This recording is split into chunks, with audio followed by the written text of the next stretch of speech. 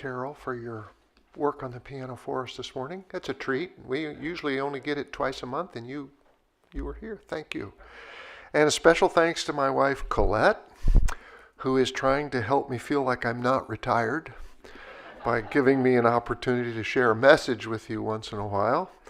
As you know, she was at the Propel conference early in the week, and in the last half of the week, she was with her sister trying to get her house ready to be sold. She got home late last night, and so she's had a busy week, and that means I have the privilege of sharing the message with you this morning. That may be good or bad. We'll see. And we're going to do something a little different that you're not used to on a Sabbath morning. Most of what you hear this morning will be a story. Some of you may be familiar with it, but my guess is most of you are not. It comes from a DVD that I happened to pick up almost by accident a dozen years or so ago when we lived in Maine. The town we lived in had this wonderful, one-of-a-kind throwback DVD rental place that kept thousands of titles on hand, room after room of shelves, just floor to ceiling. It was called Bart and Greg's DVD Explosion. And sometimes on Saturday nights when we'd had a long day, we'd go down there to Bart's DVD Explosion and try to find something that we could watch with our kids. And they would sometimes acquire sleepers, the films that had never made it to the big screen or that hadn't been to Netflix, and Netflix was just new at that point in time.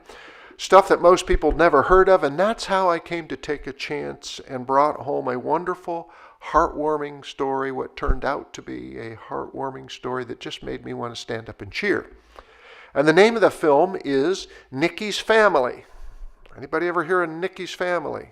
No. Well, it just so happens that Nicky's Family is streaming right now on Prime Video. So if you've got Prime, you can stream it for free.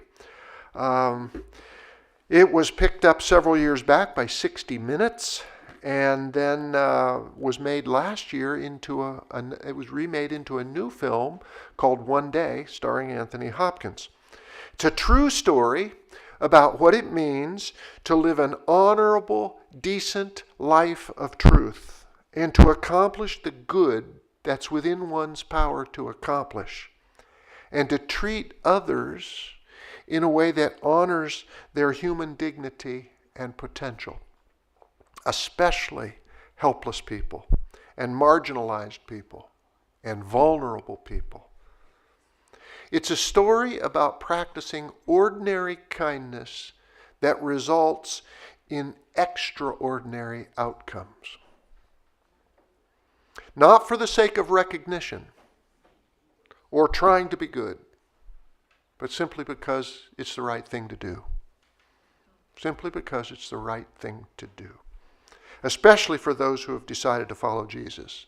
And that leads me to the scripture we just heard read to us. The story of the sheep and the goats. That is quite a story, is it not? Let's think about that parable for just a few moments. What's the difference between the sheep and the goats? There's a song that the little kids like to sing. I don't want to be a goat. Nope. I just want to be a sheep.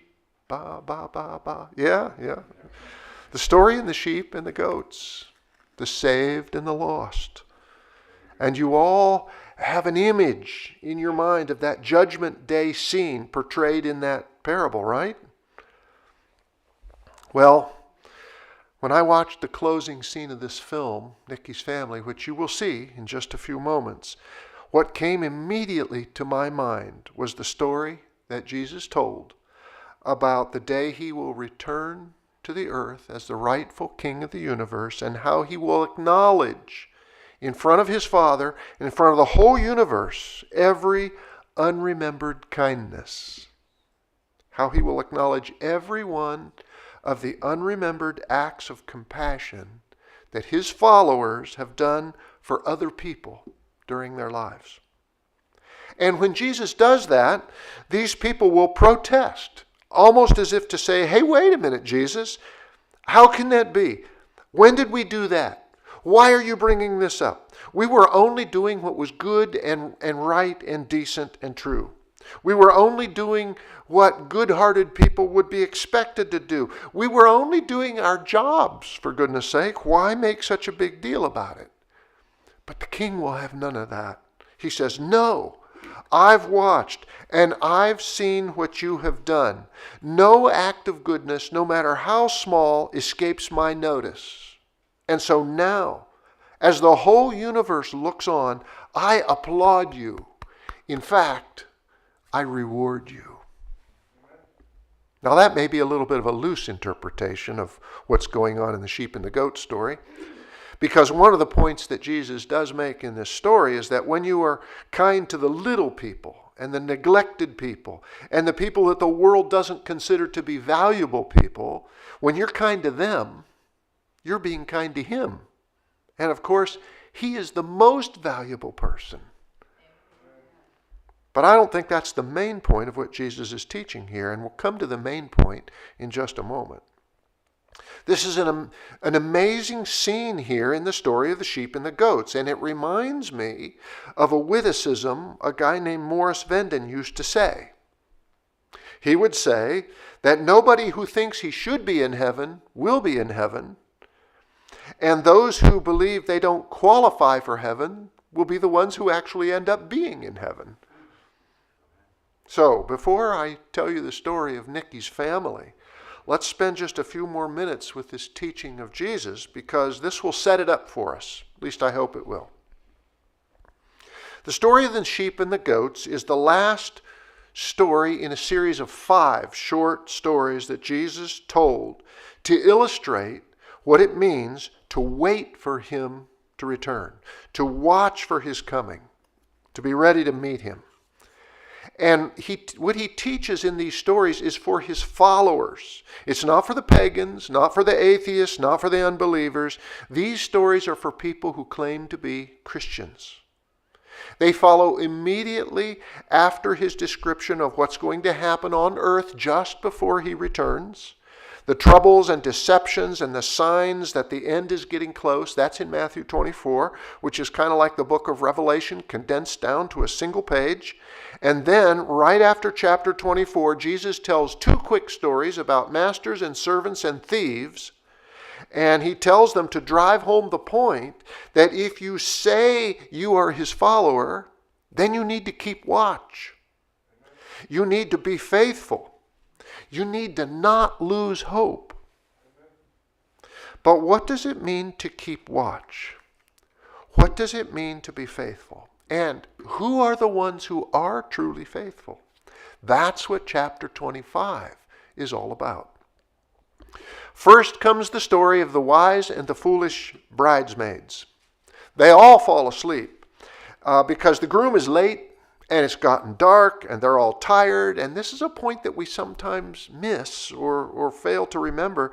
They all fall asleep. And they're all taken by surprise when the bridegroom finally shows up. But when they awaken, they discover that only the wise ones among them have brought enough oil to keep their lamps burning. And the point is this: keeping watch is to be spiritually prepared before the crisis comes. The point is to be fortified with God's Word and to be acquainted with God's Holy Spirit ahead of time. Because if you wait until the crisis is upon you, you'll not be able to slide in on someone else's coattails.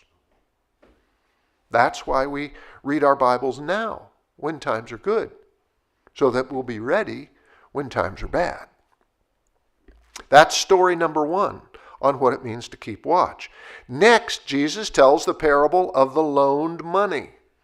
The king goes on a long journey and he divides his money among his servants for them to invest for him while he's gone. The point is, keeping watch means staying faithful and to be fully engaged in whatever God has given you to advance his holdings in the world while he's gone. The kingdom on the planet. Your time, your talent, your treasure, you're to use that. There is no retirement from the kingdom of God. I hope that doesn't come as a shock to any of you. Colette and I live in Squim. Squim, and to maybe a lesser extent, Port Townsend, build themselves as retirement communities. And older people are always moving in to Squim. There's a tendency for churches in communities like that to kind of think of themselves as retirement churches. There is no such thing. That is an oxymoron. As long as you're still fogging a mirror, you have a part to play in building the kingdom of God. And then finally, there is the story of the sheep and the goats. It's really more like an apocalyptic vision of judgment than it is a parable. Once again, as in the other two stories, there are two groups of people. Both groups claim to be his followers, but there is a distinguishing characteristic. And that characteristic is what they have done or neglected to do in terms of simple kindnesses for the poor and the suffering and the vulnerable. One group has shown tangible love for their neighbors and one group has not. But I'm going to go out on a limb here a little bit on this one, and you may or may not agree. You can think about it. This distinguishing characteristic between those who make it and those who don't isn't just about what they have done or not done. It has more to do with the motive for what they have done or not done. And why do I say that? Well, because if you remember, Jesus preached another sermon one day in which he said there will be plenty of people claiming to be Christians, and they will have plenty of good stuff that they have done to back up their claim. They'll be saying things like, "Well, but Lord, didn't we prophesy in your name? And didn't we drive out demons in your name? And didn't we heal people and do all kinds of good things in your name?" But they don't make the cut. So there's a nuance to this story about the sheep and the goats, because although the goats were the ones who failed to show a tangible love to their neighbors, the sheep didn't think they had done anything either. They protest. They say, "When did we do that, Jesus?" In fact, I think that there's a hint here that if the goats had thought that being kind to little people was important, if they had known there was going to be some sort of reward or some recognition or glory connected with it, then they'd have done it too, right? On the other hand, the sheep were not kind because they thought somebody might notice or that somebody important might be watching. They did it because that's what living in the kingdom is all about. That's why. Not because somebody important might notice or reward them, because it's just the right thing. But, and here's where it catches your heart, at least it does mine. In a wonderful twist, in the end, they are rewarded and recognized and acknowledged by the most important person of all. Isn't that neat? I think it's neat.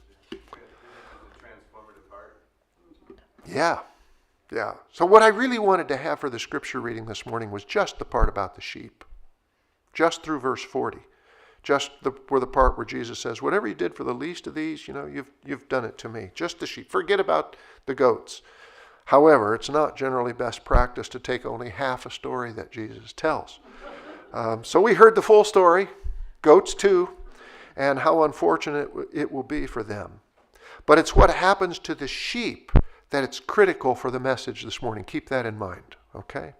And then there is one final point I want to make before we get to the story, and then hopefully you'll be able to find some connection between what I've been saying and what I'm going to say. Hopefully you will. But I just can't skip this because this has to do with the gospel, and the gospel is the most important thing. And the gospel is often the most misunderstood thing. So I try to take the opportunity to get a word in for the gospel whenever there's a chance. Lots of people have used this story of the sheep and the goats as evidence that it is our works, what we do, at least in part, that qualifies us for heaven, that gets us to heaven. Lots of people want to make that claim, and they use this story as a prime piece of evidence for what they say. But there is a very important word in the text that blows away this whole false gospel claim. And that key word is found in verse 34. The king says, "Come, you who are blessed by my Father, take your inheritance, the kingdom prepared for you since the creation of the world." Guess which word is the key word? Inheritance. That's right. Now here's the question, and it's a pretty simple one. How do you get an inheritance? What do you have to do?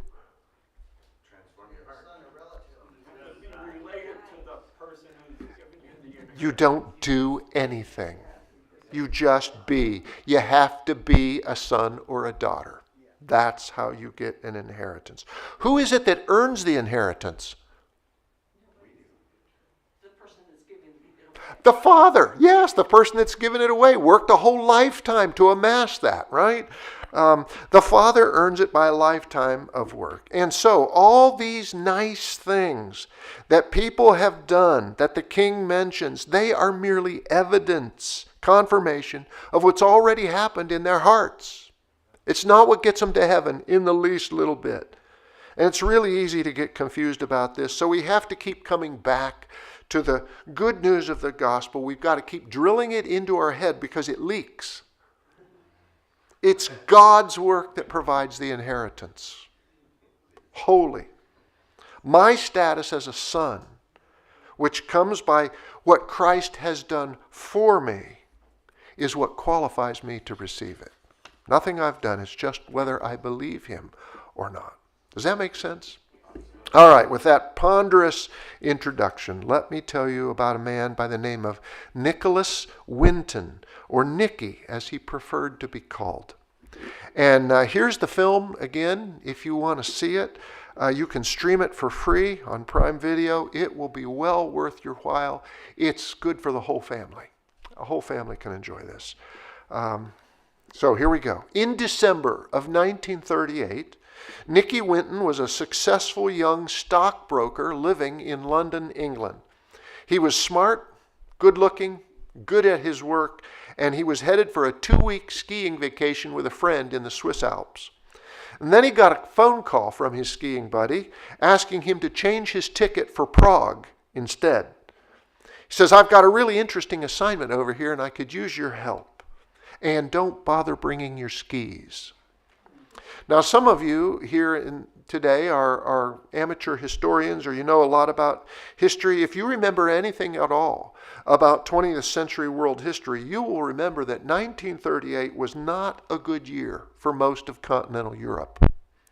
It was, however, a very good year for Germany and its upcoming wildly charismatic leader by the name of Adolf Hitler. Yes, in October, after cowing the British Prime Minister and the French President into a policy of appeasement, Hitler annexed the Sudetenland, that part of Czechoslovakia in the south known as the Sudetenland. And within a year, that move would lead to the destruction of the Czech nation.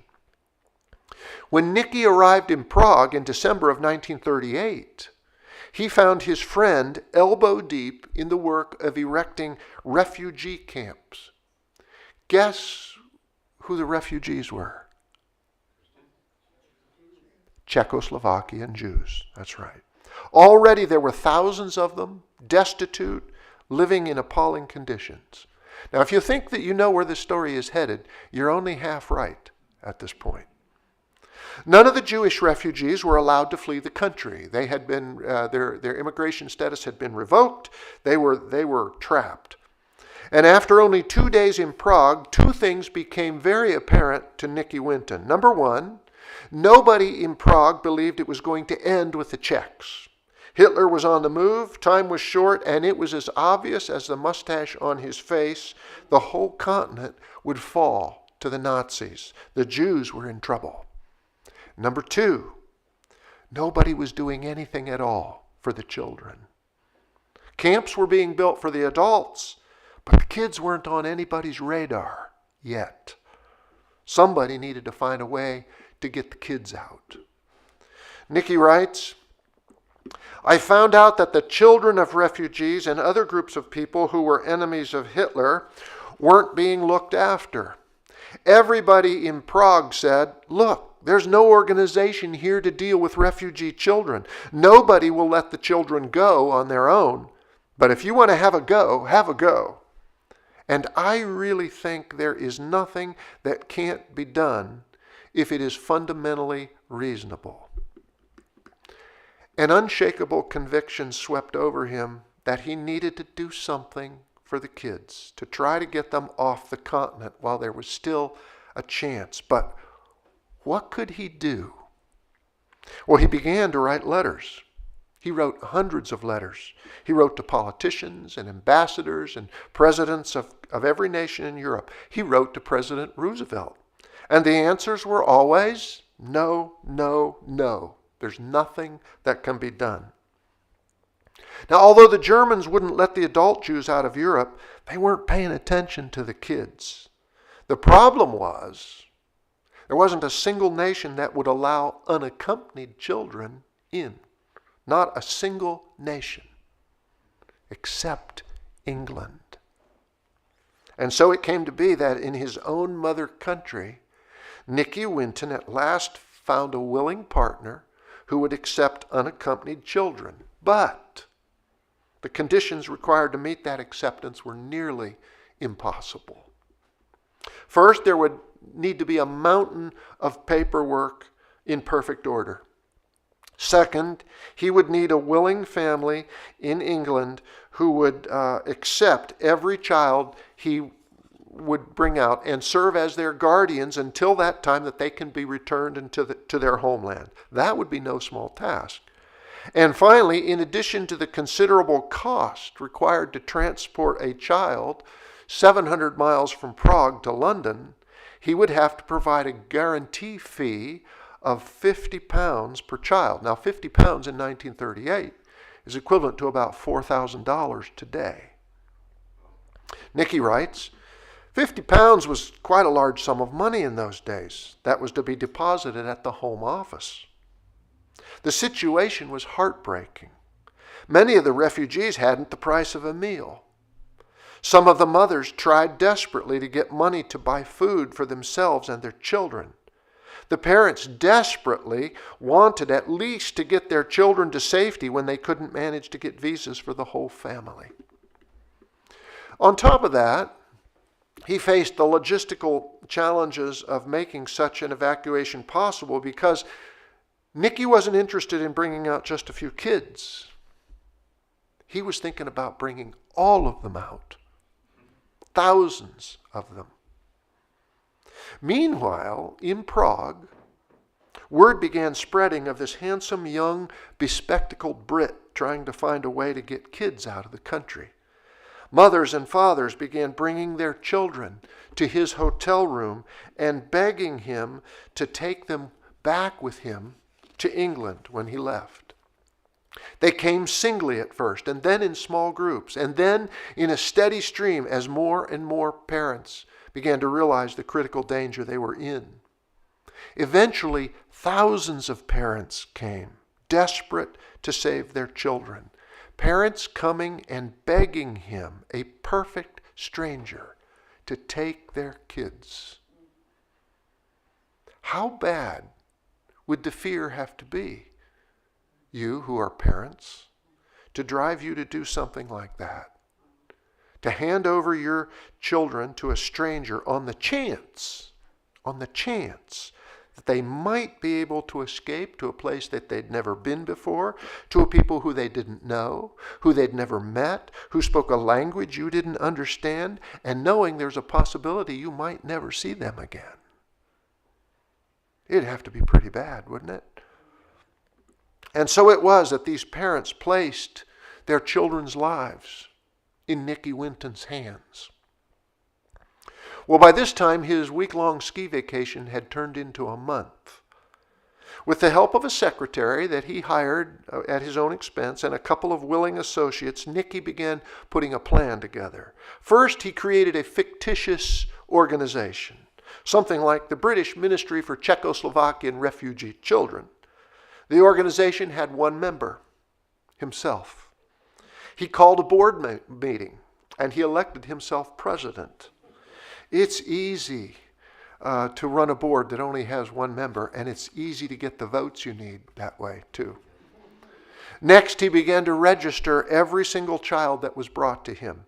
At first, his office was just a dining table in a cafe on the outskirts of Prague. Eventually, he had to rent a storefront, all at his own expense. He'd take a child's photograph, and then he assembled the photographs, 6 to a page, with each child's vital information onto a card. And remember, they didn't have computers in those days. This was all done by hand. Eventually, he ended up with hundreds of cards, 6 kids to a page, thousands of children's pictures. Once that part of the operation was set up and running in Prague, Nicky left for London because now he had to find a family in England willing to take every single child he was going to try to bring off the continent. He had to raise the guarantee money for each child. He had to arrange transportation and relocation costs. And when he arrived back in England, what he found was both amazing and terrifying. Nobody was interested in helping him. Nobody in London believed the situation on the continent was really that grave. "Don't worry, old boy," they'd tell him. "It's all going to blow over." And so, because nobody would help him, he did it all by himself, working alone, in the evenings and late into the night, after working all day at his job at the brokerage house because he was not a wealthy man. He advertised for guardians in newspapers and churches and synagogues all over England. He flooded the country with photos of the refugee children, nailing them to lampposts and taping them to shop windows. He scheduled interviews with for appointments for families willing to consider becoming guardians for these children to come in and talk. And if they kept the appointment, he would hand them a card and ask if they would choose one of the children on that card. Imagine, all you have is a picture and a name and a birthday, and you ask somebody to take that kid and raise that kid for as long as it might take until they can go home. If a family didn't choose a child from that card, he would hand them another card and said, "Well, then how about one of these?" If the family said, "Yes, we'll take one," then he would say, "Well, can you take the other 5 too?" He was tenacious. Sometimes a family would take all 6 on a card, and others wouldn't. Sometimes only 1 or 2 children on a card were chosen, and the others were not. Because so much depended on the appeal of the photograph, Nicky instructed his photographer to pose each child in the most winsome way he could think of, with the child always smiling, always clean, always dressed in the very best clothing their refugee parents could come up with. Meanwhile, getting the immigration documents from the Home Office in London was going antagonizingly slow. Nobody wanted to work with any kind of urgency. Nobody seemed to believe that Hitler was actually going to do what Hitler said he was going to do. And so Nicky bought a printing press and had rubber stamps made and began forging the necessary documents in his living room so that he could get them in time. Ever so slowly, the pieces began to fall together. And he had his first success on March 19th, 1939. That evening, a Fokker tri-motor transport aircraft took off from Prague with 15 rescued children on board. But air transport was costly.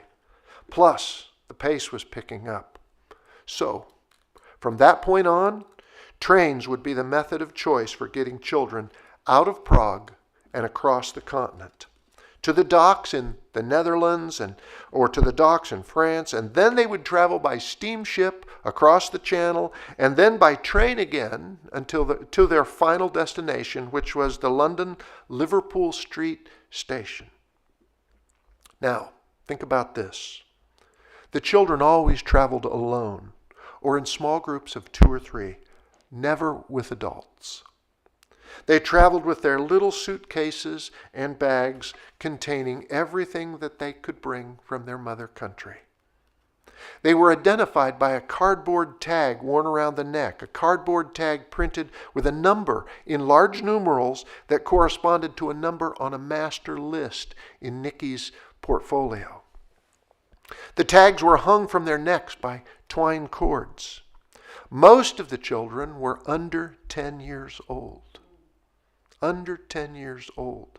And believe it or not, some were merely toddlers, less than 2 years old, traveling 700 miles alone by train and then by steamship with their little cardboard tags hanging from their necks. Traveling alone to an unknown land at the mercy of unknown people and who knows what. It's amazing what a parent will do to save the life of their child. When you read the oral histories of some of these kids looking back as adults, they always speak about the courage of their parents. Imagine yourself as a Jewish parent in 1939 at that train station in Prague. Imagine watching your 5-year-old child with her cardboard identifier hanging from her neck, carrying a satchel of clothes and maybe a small sack with a few morsels of food. Imagine watching as your child climbs the steps and boards the train. Think about seeing him or her for the last time as she disappears into the door of that train car. Some parents just couldn't do it. They refused at the last possible moment to allow their child to board. And other parents sent all their kids at once, severing all their familial connections at the same time.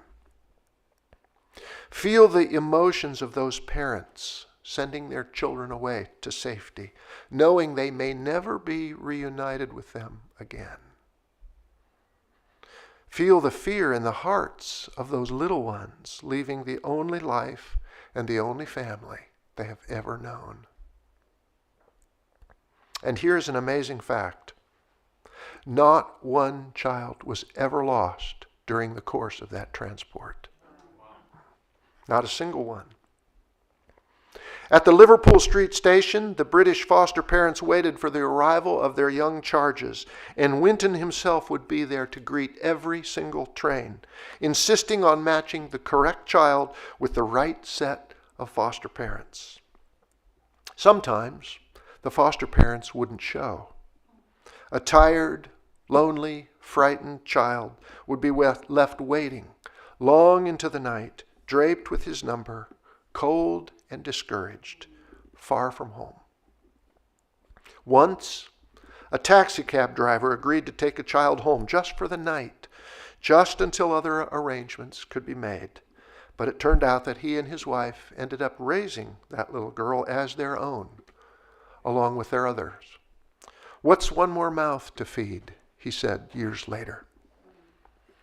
All told, 7 trains loaded with rescued children made it out of Czechoslovakia between March and September.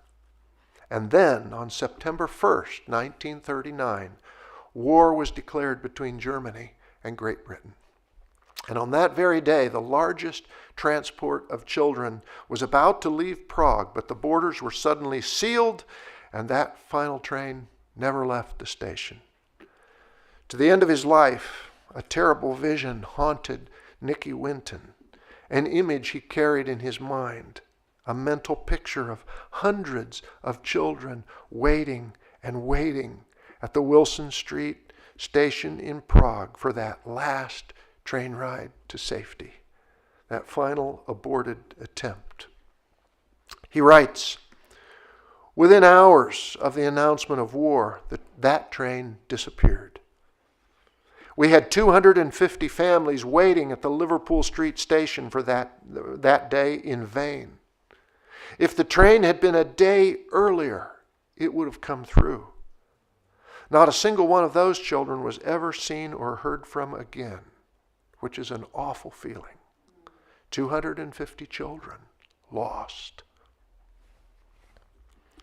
Altogether, Nicky Winton rescued 669 children, almost all of whose parents perished in the Holocaust. And the interesting thing is, he didn't do anything especially brave. He never risked his life, never anything like that. He just did what he could. The only direct opposition he ever had came from a couple of British rabbis who came to him upset that he was placing so many Jewish children in Christian families. He said, "A live Jewish child in a Christian home is worth more than a dead Jewish child in Prague, don't you think?" And so, with England at war and all the borders sealed, Nicky Winton's work to rescue the children was finished. He closed down the operation. He collected all those records, all those cards with the photos and the names, some who had come to England and others, so many others who were never chosen to come to England. He took all that stuff and he packed it away in a trunk. "There was nothing more I could do, so I got on with my life," he said. And that's where the story ends, sort of. He joined the Royal Air Force and he fought the Germans for 6 years. After the war, he married. He had a successful career working in the stock market. He raised a family. He retired. He grew old. And he never told anybody. He never told anybody. And then, one day in 1988, 50 years later, Nicky Winton's 77-year-old wife, Greet, was rummaging through the attic of their home for some reason when she noticed, tucked away under the eaves, an old trunk. Odd, she thought. I don't remember ever seeing a trunk like that. She lifted the lid. She opened the old leather portfolio inside.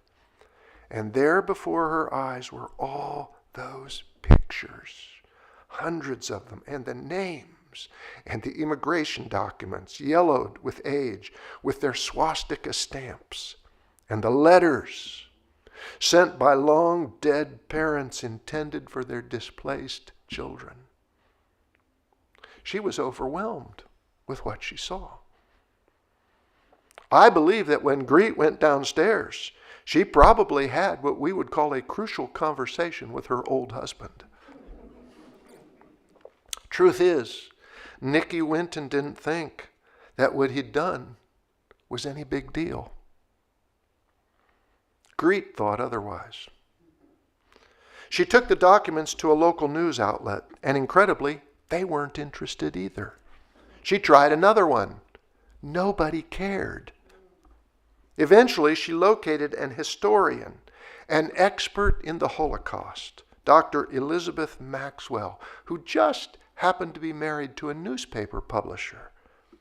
The story eventually ended up with Esther Ranson, host of the BBC's once popular program, That's Life. It's sort of like a British 60 Minutes before there was an American 60 Minutes.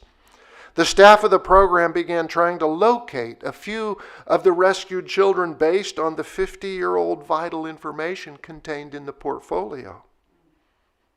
Esther Ranson began putting a story together for a segment on her nationally broadcast program. One by one, some of the rescued children were located.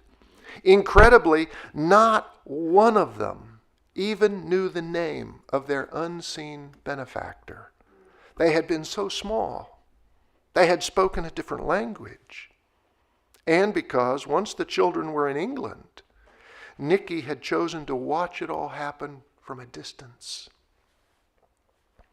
Most of those rescued believed that the Red Cross had been behind the work. Many were absolutely dumbfounded to learn the real story. But every one of them jumped at the possibility of finally meeting the man who had saved their lives. Esther Ranson had a difficult time convincing Nicky Winton to come to the studio the night the segment was to be aired in front of a live studio audience. Later, he said he had been lured there under false pretenses. He had absolutely no idea what was in store for him that evening, and this is the part that is so wonderful. I want you to think about the sheep. This is the clip that I'm going to show you. It's a 4-minute segment. It starts just a minute or two before the studio interview. You will see some of the pictures of the children. This is one of the climactic moments of the film, but it will not spoil the film for you, I promise. It's even printed on the original movie case that this happens, so there's no spoilage. Take a look at this. Okay, guys, roll the clip. They become their participants.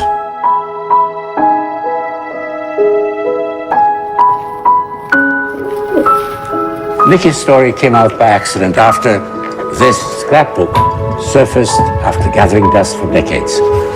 Once it did, though, it set about a whole chain of incredible events. That's me before I left for England. But until 1988, I had no idea who had rescued me from all but certain death.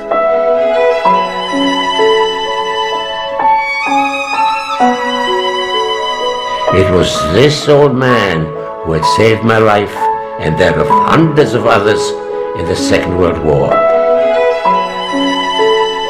Yet for 50 years, we knew nothing about him. 4 children. This is his scrapbook. There are all kinds of fascinating pictures in it. Perhaps you can see, this is a picture of Nicholas Winton himself with one of the children he rescued. If you look at the very back of this scrapbook, fascinating things in it, all the letters. But back here is the list of all the children. This is Vera Diamant, now Vera Gissing. We did find her name on his list. Vera Gissing is with us here tonight. Hello, Vera. And I should tell you that you are actually sitting next to Nicholas Winton.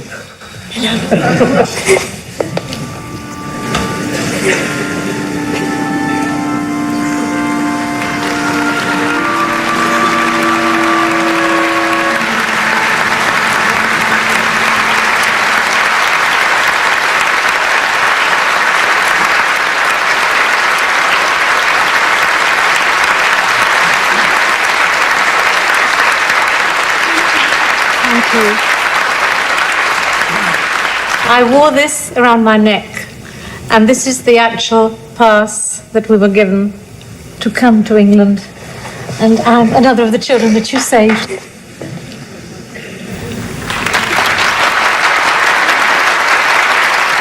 Can I ask, is there anyone in our audience tonight who owes their life to Nicholas Winton? If so, could you stand up, please?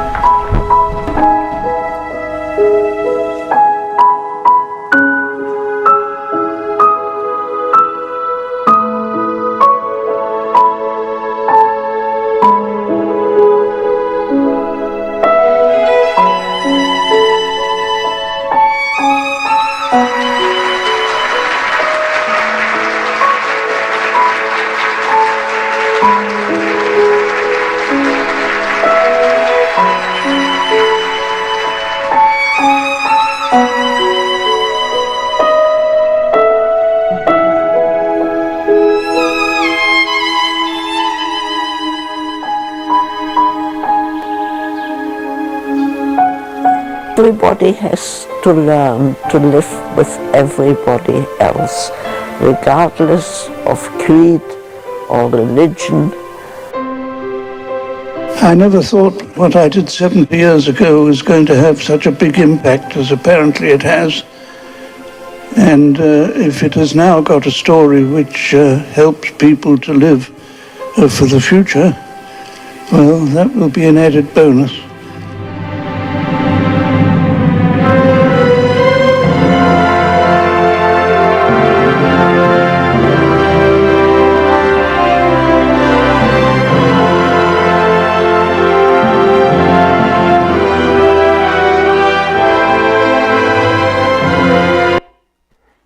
that something? That's something. When I saw that scene, I just couldn't help thinking of Matthew 25, where the king acknowledges all those unnoticed kindnesses of his subjects. Even though they protest, they hadn't done anything out of the ordinary. Nicky Winton passed away about 10 years ago. He was 106. But to the day he died, he insisted he didn't do anything special. I just saw what was going on and I did what I could to help, he said. The known descendants of the children he rescued now number upwards of 6,000. Previously unknown rescuees are still being discovered. He received the honor of the British Empire in 1993. In 1996, he became an honorary citizen of Prague. In 1998, Václav Havel, the Prime Minister of the Czech Republic at the time, presented him with that nation's highest honor. And in 2002, he received a knighthood from Queen Elizabeth II for his services to humanity. Britain's Schindler, they sometimes called him. In his sunset years, he lived at his home in Maidenhead, England, overseeing the operations at institutions he built to care for Alzheimer's patients in his community. Well into his old age, he continued caring and practicing the art of caring for the less fortunate. He is a Christian man, and he has written, some 2,000 years ago, a Jewish preacher talked about his ethics and how we should live. I'm talking just about ordinary kindness, decency, humanity, help, and goodness. He never intended to receive any recognition for what he'd done, but that recognition and honor happened anyway. And because it did, his story has been an inspiration to millions. Followers of Jesus don't serve others in order to be recognized or lauded. They do it simply because it's just, kind, and decent. It's the right thing to do. They do it because that's what being a Christ follower is all about. And yet the Bible has promised that one day all those acts of goodness will be revealed and acknowledged in front of the audience of heaven by Jesus himself. Whatever you did for the least of these, he will say, you did it for me. And so it's surely right and proper for his followers to live their lives with their eyes on that day. And I hope that you will. We're going to sing a song now. Some of you will know this song, but for most of you it may be new. Colette and I are going to lead it. We're going to sing it with the video, all right? So they're going to key up this video. I'm going to ask you to stand. It's called When It's All Been Said and Done. The lyrics will be on the screen.